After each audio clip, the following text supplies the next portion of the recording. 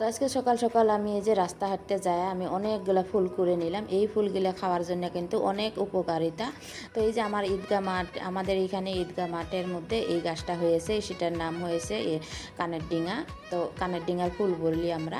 তারপরে হয়েছে রাস্তা হেঁটে বাড়ির মধ্যে ফুলগুলো নিয়ে চলে আসলাম। আর হয়েছে এখন এই যে এই ফুলগুলো আমি থুয়ে দিলাম, থুয়ে তারপরে কয়েকটা আমি আমার লাগানো গাছ থেকে সবজি উঠে নিব আজকে।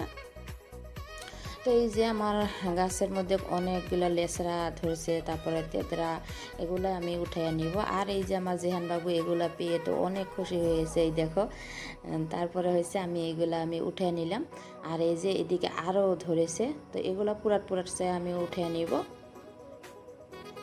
তো নিজে লাগানো গাছ থেকে এইভাবে সবজি পাড়া কিন্তু অনেক মজা। তো তারপরে হয়েছে এই যে লেচড়াগুলো উঠে নিলাম। আর এখন এই যে তেতরা ধরেছে, তো এগুলাই 1 কেজির মতন আমি পেয়ে গেলাম। তো এই যে আজকে দুপুরের আমার এই যে এই আঞ্জাগুলাই আমার হয়ে যাবে। তারপরে এই যে জিহানবাবু অনেক খুশি হয়েছে।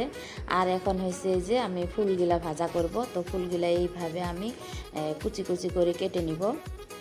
আর এই ফুলগুলা হচ্ছে খেতে কিন্তু অনেক তিতা, কিন্তু এগুলো হচ্ছে ভাত দিয়ে ভাজতে হয়। তো তারপরে ফুলগুলো আমি হচ্ছে কুচি কুচি করে কেটে নিলাম, এখন পরিষ্কার করে ধুয়ে নিয়েছি। এখন একটুখানি ভাত দিয়ে নিব, অল্পখানি হলুদের গুঁড়া দিয়ে আমি ভাত দিয়ে নিলাম। এই যে একটুখানি ভাত দিয়ে নিয়ে এইভাবে চিপি চিপি আমি নিয়ে নিব। তো এইভাবে চিপি চিপি নিয়ে তেলের মধ্যে আমি পেঁয়াজ দিয়ে দিলাম, আর হচ্ছে কাঁচামরিচ। তো এগুলো ভাজা করে এখন এই যে ফুলটা দিয়ে দিলাম।